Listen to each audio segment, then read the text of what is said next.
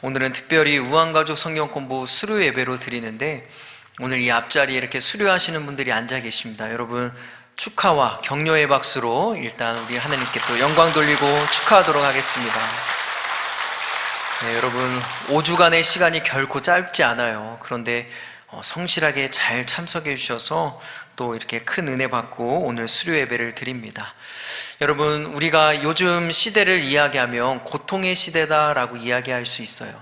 왜냐하면 IMF 때보다 더 많은 자영업자들이 무너지고 있고, 그 다음에 박사학위를 따도 취업을 못하거나 취업을 안 하고 있거나, 그리고 또 3대 소멸이라고 해서 지방, 학교, 인구 소멸을 이야기하고 있다는 거죠.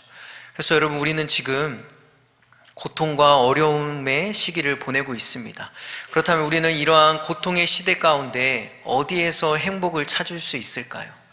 어디에서 참된 만족을 누릴 수 있을까요? 오늘 본문의 말씀을 보면 우리랑 똑같이 고통의 시간을 보내고 있는 한 사람이 등장합니다. 바로 38년 된 병자의 이야기죠. 오늘 예수님께서는 유대의 명절에 예루살렘에 올라가세요. 예루살렘에 가셨을 때 이곳에서 베데스다라는 못이 있는데, 전설에 따르면 가끔 천사가 내려와서 이 물을 휘저으면, 그리고 나서 한 사람이 제일 먼저 빨리 들어가는 한 사람이 어떤 병이든 낫는다라고 하는 전설이 내려오고 있는 것이죠. 그래서 그 주변에 많은 병자들이 이렇게 모여 있습니다.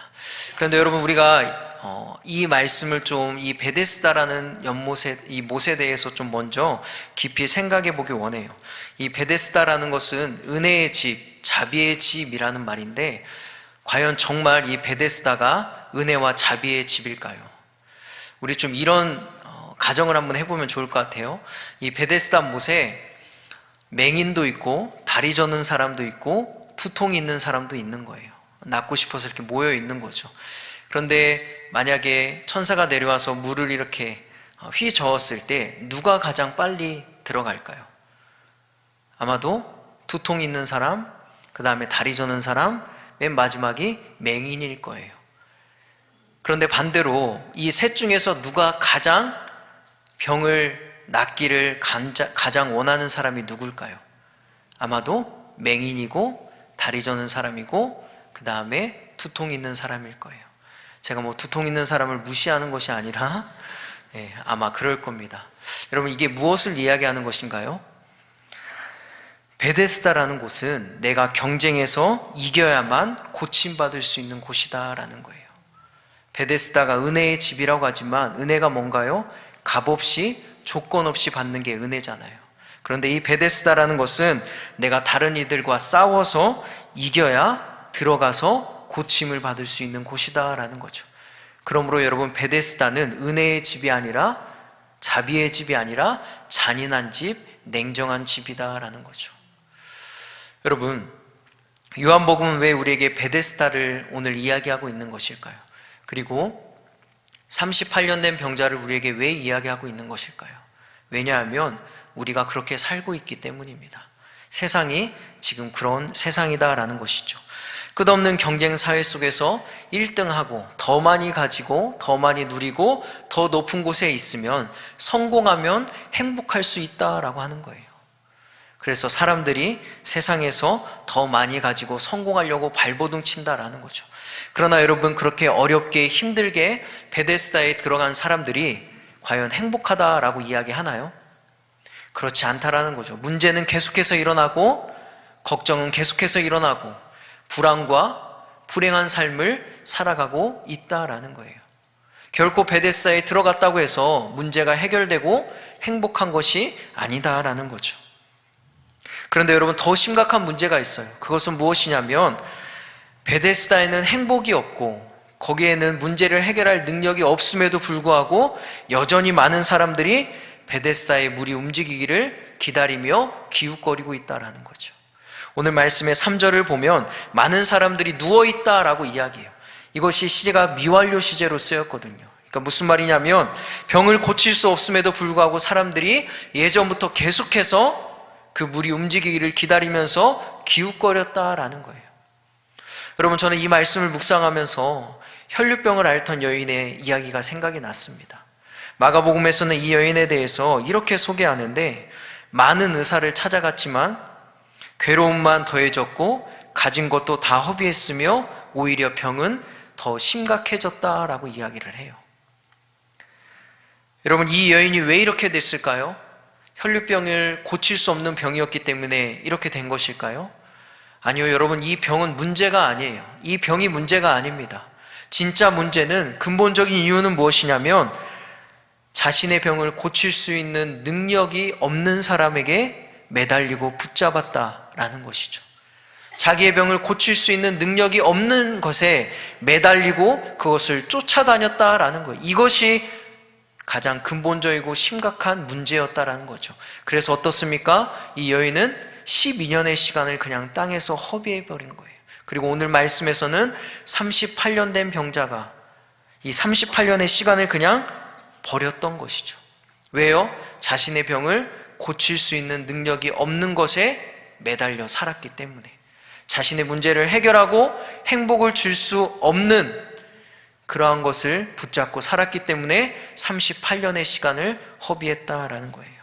사랑하는 성도님들, 경쟁에서 더 많이 이기고 그래서 더 높아지려고 할 때마다 우리의 마음은 더 공허해질 거예요. 몸과 마음은 더 상하고 다칠 것입니다. 왜 그렇습니까? 이것들은 우리에게 참된 만족과 행복을 줄 수 없기 때문이죠. 그렇다면 여러분, 우리는 어디에서 행복을 찾을 수 있을까요? 누구를 만나야 행복한 삶을 살 수 있을까요? 바로 예수 그리스도다라는 것입니다. 오늘 6절의 말씀을 보면 예수님은 38년 된 병자가 이미 병이 오래된 것을 아셨다라고 이야기를 해요. 여기에서 아시고라는 단어는 헬라어로 그누스인데, 이것은 사람의 속내를 꿰뚫어서 그 사람의 모든 것을 정확히 파악했다라는 거예요. 다시 말해서 예수님이 그 처음 보는 그 사람을 모든 것을 한 번에 정확하게 판단하고 진단하셨다라는 것이죠. 여러분, 저는 이 아시고라는 단어가 베데스다의 능력 없음과 예수님의 능력 있음을 비교하고 있다라고 생각해요. 여러분, 우리 주님은 모든 것을 다 꿰뚫어 알고 계시는 분이죠. 요한복음 4장에서 사람들의 눈을 피해서 물을 길르러 온 이 사마리아 여인의 공허함을 주님은 이미 꿰뚫어 보셨습니다. 또 저와 여러분들의 고통과 눈물을 알고 계신다라는 거죠. 그리고 이러한 고통과 눈물을 베데스다는 해결해 줄 능력이 없지만 우리 주님에게는 그것을 해결해 줄 능력이 있다라는 거예요. 또 6절에서 예수님은 38년 된 병자를 보셨다라고 이야기해요. 여기서 보셨다는 것은 헬라어로 이돈이라는 건데, 주목하여 깊이 봤다라는 뜻을 가지고 있습니다. 여러분, 이 병자가 먼저 예수님을 알아보고 예수님께 간 게 아니라는 거예요. 주님이 먼저 이 병자를 주목하여 보고 그에게 갔다라는 거죠. 그에게 다가섰다라는 거예요. 여러분, 이 아시고라는 단어가 베데스다의 능력 없음과 예수님의 능력 있음을 비교한다면, 이 보시고라는 단어, 이 이도는 끝없이 경쟁해야 하는 베데스다의 잔인함과 조건 없이 다가오시는 예수님의 자비하심을 비교하고 있는 거예요. 여러분, 그렇다면 정말 은혜의 집은 어디입니까? 정말 은혜의 집, 자비의 집은 베데스다가 아니라 예수님이다라는 거죠. 그러므로 여러분, 우리가 붙잡아야 될 것은 예수님을 붙잡고 예수님과 함께 해야 된다는 것입니다. 예수님은 38년 된 병자에게 물으세요. 내가 낫고자 하느냐? 예수님이 지금 이 사람의 의지를, 간절한 마음을 묻고 계시는 거죠.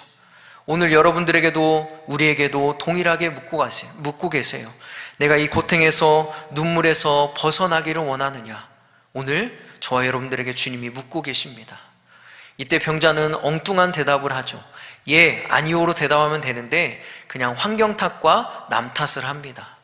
그런데 여러분, 참 감사하고 놀라운 것은 무엇이냐면 예수님은 이 사람의 대답과는 별개로 이미 처음부터 이 사람을 고치기로 마음을 먹으셨다라는 거예요. 이 사람이 예, 고쳐주십시오, 아니요 하기 전에 이미 주님은 이 사람을 고치기로 작정하셨다라는 거죠. 그래서 뭐라고 말씀하십니까? 일어나 내 자리를 들고 걸어가라 라고 이야기하죠. 그렇게 선포하자 이 사람의 병이 깨끗이 고침을 받은 것을 우리는 보게 됩니다. 여러분, 베데스다가 아니라 예수님의 말씀이 이 사람을 고치신 것입니다. 사랑하는 성도님들, 우리는 이것을 통해서 무엇을 깨달을 수 있나요? 우리의 고통과 눈물은 주님을 만나면 끝이 난다라는 거예요. 그리고 그분의 말씀을 통해 우리의 삶은 능력이 있고 힘이 생겨서 우리의 삶이 새로워질 수 있다라는 것이죠. 잃어버렸던 행복을 발견할 수 있다라는 것입니다. 오늘 여러분들은 우한가족 성경 공부 수료 예배로 드립니다. 여러분들도 같이 예배를 드리고 있죠. 예수님은 이후에 성전에서 이 사람을 만났을 때 이렇게 말해요. 보라, 내가 나았으니 더 심한 것이 생기지 않게 다시는 죄를 범하지 말라. 무슨 말인가요? 새로운 삶을 살라라고 이야기하시는 거죠. 우한가족 성경 공부를 수료하셨어요. 그러면 새로운 삶을 살아야 되는 것이죠. 여기 계신 모든 성도님들이 이제 이 문을 나가면 더는 다른 곳에서 행복을 찾고 기대하고 시간을 허비하는 것을 이제는 멈춰야 된다는 것입니다.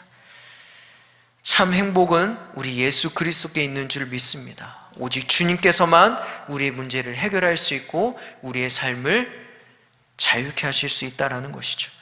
예수님을 붙잡고 그분의 말씀과 동행할 때 우리는 이 세상에서, 이 고통의 시대에서 우리는 참 행복과 평안을 누리며 살아갈 수 있다는 것입니다.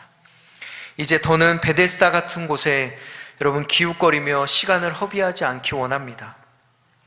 주님과 함께 고통스러운 시대에 날마다 승리하면서 우리 주님께서 주시는 참된 행복을 누리고 만족을 누리며 주님을 따라가는 여러분들의 삶이 되기 원합니다. 그래서 우리의 삶이 점점 더 성숙해지고 성장하여서 우리의 삶을 통하여서 하나님께 영광을 올려드리고 그리고 참된 행복, 예수 그리스도를 만나는 사람들에게 전하는 여러분들의 삶이 되기를 주님의 이름으로 축원합니다.